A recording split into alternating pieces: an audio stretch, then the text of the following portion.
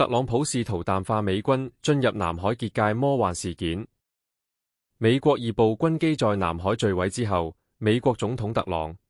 普 Donald Trump 右翼川普周一10月27日回應稱，事件原因可能是燃油質量不好。特朗普在空軍1號上與記者們交談時表示，自己有聽說美國2部軍機在南海墜毀這件事，根據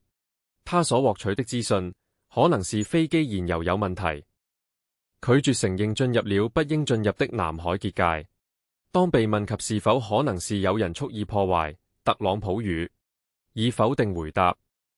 他說，他們認為可能是燃油出了問題，我們會查出來的，這沒有什麼可隱瞞。其實戰機可以同空軍1號交叉使用燃油，就知道是不是燃油問題。